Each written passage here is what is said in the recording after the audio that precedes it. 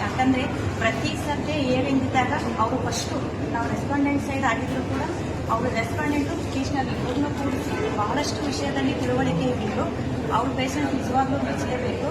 ಇಬ್ಬರಿಗೂ ಇವರು ಅವ್ರ ಮೇಲೆ ಅಲಿಗೇಷನ್ ಮಾಡೋದು, ಅವರು ಇವ್ರ ಮೇಲೆ ಅಲಿಗೇಷನ್ ಮಾಡೋದು, ಆಮೇಲೆ ಇವ್ರ ಪೇರೆಂಟ್ಸ್ನ ಕರೆಸಿ ಅವ್ರ ಪೇರೆಂಟ್ಸ್ನ ಕರೆಸಿ ಇಬ್ಬರೂ ಕೂಡಿಸಿ ಮಾತಾಡಿಸಿ ಈ ಒಂದು ರಾಜಿ ಕಾರಣ ಆಗ್ತಿದ್ದಾರೆ. Thank you.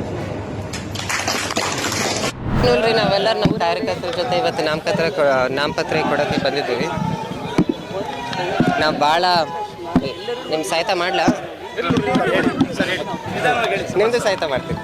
ಇಲ್ಲ ಆದರೆ ನಿಧಾನವಾಗಿ ಇಷ್ಟೇ ಹೇಳೋದೈತ್ರಿ. ಈಗ ನಮ್ಮ ಕಾರ್ಯಕರ್ತರು, ನಮ್ಮ ಯುವಕರು ಕಾರ್ಯಕರ್ತರು, ಹಿರಿಯರು, ಎಲ್ಲ ವರ್ಗದ ಕಾರ್ಯಕರ್ತರು ಯಾರ್ಯಾರಿದ್ದಾರೆ ನಮ್ಮ ಕಾಂಗ್ರೆಸ್ ಪಾರ್ಟಿನವರು, ಅವರೆಲ್ಲರ ಆಶೀರ್ವಾದ ಅನುಮತಿ ತಗೊಂಡೆ ನಾನು ಇವತ್ತು ಬಂದಿದ್ದೀನಿ. ಇಲ್ಲಿ ನಾಮಿನೇಷನ್ ಫೈಲ್ ಮಾಡಾಗೈತಿ. ಆಮೇಲೆ ಭಾಳ ಖುಷಿಪಟ್ಟಿದ್ದೀನಿ. ನಮ್ಮ ಕಾರ್ಯಕರ್ತರು ಭಾಳ ಸಿಕ್ಕಾಪಟ್ಟೆ ಖುಷಿಪಟ್ಟಿದ್ದಾರೆ. ಈಗ ನಾವು ಮುಂದೆ ಈ ಎಲೆಕ್ಷನ್ನಲ್ಲಿ ಸಿಕ್ಕಾಪಟ್ಟೆ ಬಹುಮತಿಯಿಂದನೇ ಕಾಂಗ್ರೆಸ್ಸನ್ನು ತರ್ತೀವಿ ಅಂತಲೇ ನಾವು ಅಂದ್ಕೊಂಡಿದ್ದೀವಿ. ಹ್ಞೂ ರೀ. ಅಯ್ಯೋ, ತಾತರ್ ಕಾರ್ ಯಾಕೆ ನಮಗೆ ಭಾಳ ಇಷ್ಟ ಅಂದರೆ, ನೀವು ಚೂರು ನೋಡಿದ್ರೆ ಮುಂದೆ ಡ್ಯಾಶ್ಬೋರ್ಡ್ನಲ್ಲಿ ಎಲ್ಲ ದೇವ್ರುಗಳಿಂದ ಫೋಟೋ ಇದ್ದಾವೆ, ಒಂದು 10 ದೇವ್ರುಗಳಿಂದ ಫೋಟೋ ಇದ್ದಾವೆ. ಆಮೇಲೆ ನಮಗೆ ಗೊತ್ತೇ ಆಗಲಿಲ್ಲ ನಮ್ಮ ತಾತರ ಕಾರ್ನಲ್ಲೇ ಹತ್ತು ಬಿಟ್ವಿ ಅಂತ, ರೂಢಿಯಿಂದನೇ ಹತ್ತು ಬಿಟ್ವಿ. ಅದಕ್ಕೆ ಚೆನ್ನಾಗಾಯ್ತು ರೀ. ನಮ್ಮ ಅಮ್ಮರು ಮುಂದೆ ಕೂತ್ಕೊಂಡಿದ್ರು, ನಾವು ತಾತರ ಜೊತೆ ಕೂತ್ಕೊಂಡಾಗೆ ಇಲ್ಲಿ ನಾವು ಕೂತ್ಕೊಂಡ್ವಿ.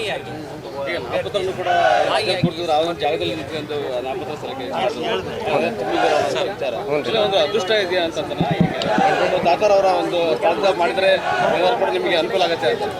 ಇಲ್ಲ, ಅದು ಯಾಕೆ ಗೊತ್ತರ, ಈಗ ನಮ್ಮ ತಾತರು ಕುತ್ಕೊಂಡಿರೋ ಜಾಗ ಅಂದರೆ ಮನೆಯಲ್ಲಿ ಆಫೀಸ್. ಈಗ ನಮ್ಮ ಕಾರ್ಯಕರ್ತರು ಯಾರ ಸಹಾಯಕ್ಕೆ ಬರ್ತಾರಲ್ಲ ಮನೆಗೆ, ಅವ್ರ ಅಜ್ಜಾರನ್ನ ಅಲ್ಲೇ ಸಿಗ್ತಾರೆ.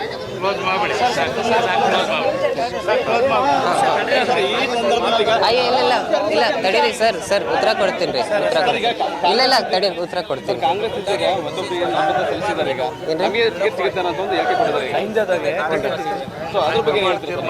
ಇಲ್ರಿ, ಯಾರಿಗಾರ ಟಿಕೆಟ್ ಕೊಡ್ಲಿ, ನಾವು ಕೆಲಸ ಮಾಡ್ತೀವಿ. ನಾವು ಕಾಂಗ್ರೆಸ್ ಅವರು.